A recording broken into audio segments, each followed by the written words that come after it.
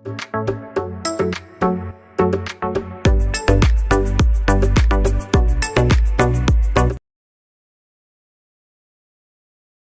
Morning all. ഏവർക്കും study Nifty മലയാളത്തിന്റെ daily market ന്യൂസിലേക്ക് സ്വാഗതം. ഇന്ന് ജൂൺ 5 ബുധനാഴ്ചയാണ്. അപ്രതീക്ഷിതമായ ഇന്നലത്തെ ഇലക്ഷൻ റിസൾട്ടുകൾക്ക് ശേഷം വലിയ രീതിയിൽ തന്നെ ഇന്ത്യൻ മാർക്കറ്റുകൾ ഒരു ഇടിവിലേക്ക് പോയി. ബിജെപിക്ക് ഒരു സർക്കാർ രൂപീകരിക്കാൻ സാധിക്കില്ലേ എന്ന ചോദ്യങ്ങൾ തന്നെയാണ് വലിയ രീതിയിൽ മാർക്കറ്റിൽ ആശങ്കയുണ്ടാക്കിയത്. എന്നാൽ ഇന്നലെ രാത്രി 9 മണിയോടുകൂടി ശ്രീ നരേന്ദ്രമോദി ബിജെപി പ്രവർത്തകരെ അഭിസംബോധന ചെയ്ത് സംസാരിച്ചു.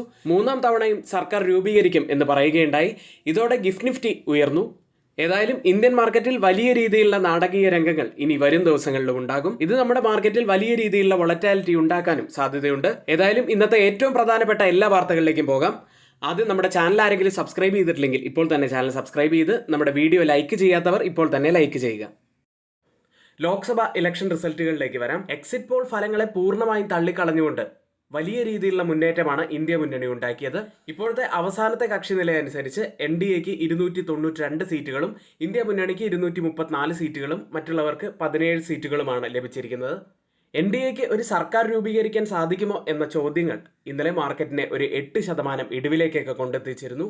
ഒടുവിൽ ഇന്നലെ രാത്രി 9 മണിയോടുകൂടി ശ്രീ നരേന്ദ്രമോദി BJP പ്രവർത്തകരെ അഭിസംബോധന ചെയ്യുകയുണ്ടായി. അദ്ദേഹം പറഞ്ഞ പ്രസക്തമായ കുറച്ച് കാര്യങ്ങൾ മാത്രം നോക്കാം.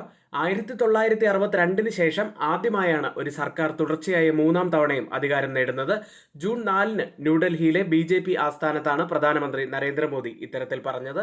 ഇത് ജനാധിപത്യത്തിന്റെ വിജയമാണെന്നും ജനങ്ങൾ തന്നതിൽ അർപ്പിച്ച വിശ്വാസത്തിന്റെയും വിജയമാണെന്നും പ്രധാനമന്ത്രി പറഞ്ഞു. ഏതായാലും സർക്കാർ ഉടൻ രൂപീകരിക്കും എന്ന പ്രസ്താവന വന്നതോടെ രാത്രി പുറത്തു വന്ന ഈ വാർത്തയ്ക്ക് ശേഷം ഗിഫ്റ്റ് നിഫ്റ്റിയിലും ഒരു റിക്കവറി കാണാൻ സാധിച്ചു.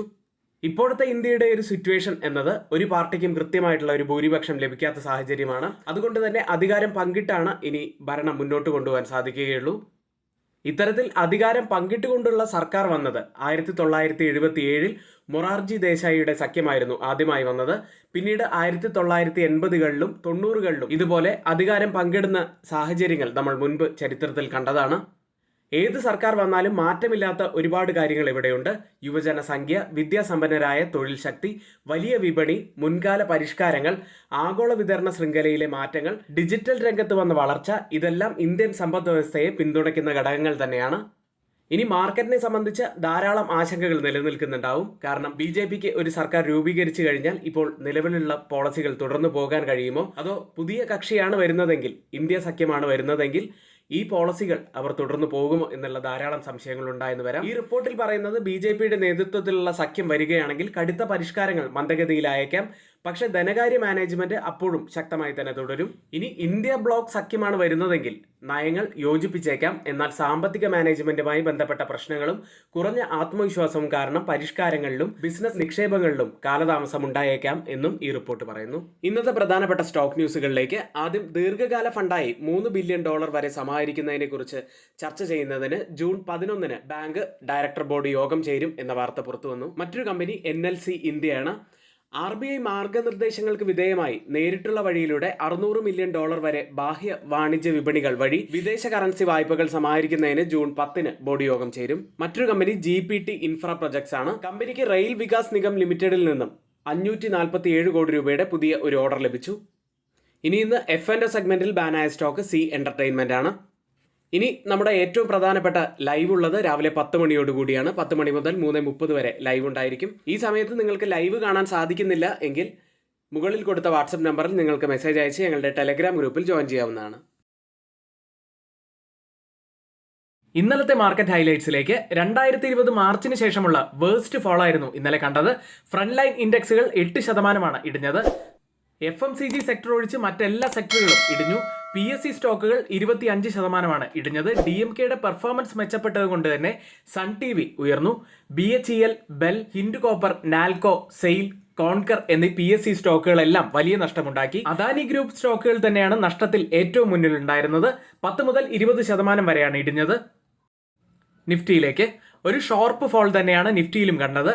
ആദ്യ ഫലസൂചനകൾ ഇന്നലെ രാവിലെ 9 മണിക്ക് വന്നതോടെ ഇടിവ് തുടങ്ങുകയായിരുന്നു. പിന്നീട് 12:30 200 ഡേ EMI ഉള്ള 21,240 എന്ന ലെവലിന്റെ തൊട്ടരികെ വരെ എത്തിയതിനു ശേഷം നിഫ്റ്റി റിവേഴ്സ് ചെയ്യുകയായിരുന്നു. വരുന്ന ദിവസങ്ങളിലും മാർക്കറ്റ് വൊളറ്റൈലും അൺസർട്ടൈനും ആയി തുടരാൻ തന്നെയാണ് സാധ്യതയുള്ളത്.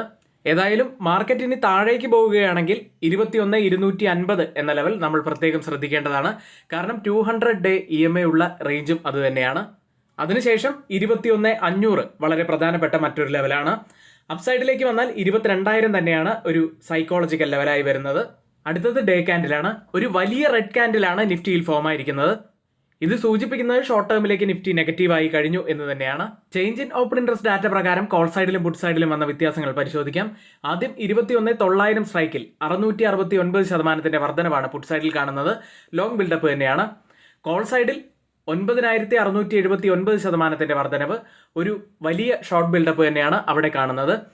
21,850 സ്ട്രൈക്കിൽ 683% വർധനവ്, ഒരു ലോങ് ബിൽഡപ്പാണ് പുട്ട് സൈഡിലുള്ളത്. കോൾ സൈഡിൽ 1,217% വർധനവ്, ഒരു ഷോർട്ട് ബിൽഡപ്പ് കോൾ സൈഡിൽ കാണാം. അടുത്ത സ്ട്രൈക്ക് 21,950 ആണ്. 705% വർധനവ് പുട്ട് സൈഡിൽ കാണാം. ലോങ് ബിൽഡപ്പ് തന്നെയാണ്.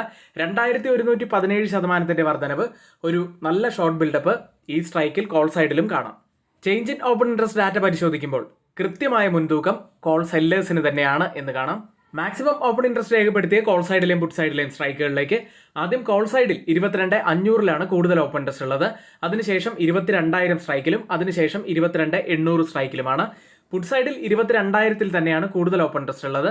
അതിനുശേഷം 21,500 സ്ട്രൈക്കിലും അതിനുശേഷം 21,000 സ്ട്രൈക്കിലുമാണ്. ഓപ്പൺ ഇൻട്രസ്റ്റ് ഡാറ്റ പ്രകാരം ഒരു റെസിസ്റ്റൻസ് ആവാൻ സാധ്യതയുള്ളത് 22,000-ഉം സപ്പോർട്ട് ആവാൻ സാധ്യതയുള്ളത് 21,500-ഉമാണ്.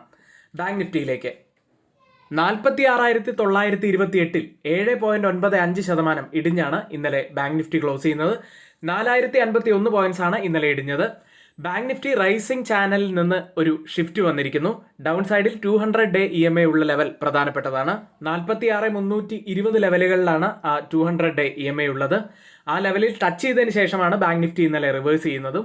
മാക്സിമം ഓപ്പൺ ഇൻട്രസ്റ്റ് രേഖപ്പെടുത്തിയ കോൾ സൈഡിലെയും പുട്ട് സൈഡിലെയും സ്ട്രൈക്കുകളിലേക്ക് ആദ്യം 48,000 കൂടുതൽ ഓപ്പൺ ഇൻട്രസ്റ്റ് ഉള്ളത്. അതിനുശേഷം 48,500 സ്ട്രൈക്കിലും അതിനുശേഷം 47,000 സ്ട്രൈക്കിലുമാണ്. പുട്ട് സൈഡിൽ 45,000 കൂടുതൽ ഓപ്പൺ ഇൻട്രസ്റ്റ് ഉള്ളത്. അതിനുശേഷം 47,000-ലും അതിനുശേഷം 46,000 സ്ട്രൈക്കിലുമാണ്. ഓപ്പൺ ഇൻട്രസ്റ്റ് ഡാറ്റ പ്രകാരം റെസിസ്റ്റൻസ് ആവാൻ സാധ്യതയുള്ളത് 47,000-ഉം സപ്പോർട്ട് ആവാൻ സാധ്യതയുള്ളത് 46,000-ഉമാണ്. ഇന്ത്യ വിക്സിലേക്ക് ഇന്നലെ ഇന്ത്യ വിക്സ് 27% ഉയർന്നാണ് ക്ലോസ് ചെയ്യുന്നത്. 26.75-ൽ 5.81%-മാണ് ഇന്നലെ ഉയർന്നത്. എഡ്യൂക്കേഷണൽ പർപ്പസിന് വേണ്ടി ഷെയർ ചെയ്യുന്ന F&O സ്റ്റോക്കുകളുടെയും സ്വിംഗ് സ്റ്റോക്കുകളുടെയും പെർഫോമൻസ് അനാലിസിസിലേക്കാണ്. ഇന്നലെ സ്വിംഗ് സ്റ്റോക്കുകളെല്ലാം റെഡിലായിരുന്നപ്പോൾ നിരവധി ഇൻട്രാഡേയിലെ F&O സ്റ്റോക്കുകൾ നമ്മുടെ ടാർഗറ്റ് ഹിറ്റ് ചെയ്യുകയുണ്ടായി, വലിയ പ്രോഫിറ്റിലേക്കും പോവുകയുണ്ടായി. അത്തരത്തിലുള്ള സ്റ്റോക്കുകളിലേക്കാണ്. ആദ്യം ഗ്ലെൻമാർക്ക് 1,160 PE ആയിരുന്നു പറഞ്ഞത്. 65.5-ൽ എൻട്രി എടുത്തു. 129 വരെയാണ് അപ്പായത്. 49.2% നമുക്ക് പ്രോഫിറ്റായി ലഭിച്ചു. അടുത്തത് ഡിക്സോൺ ആയിരുന്നു.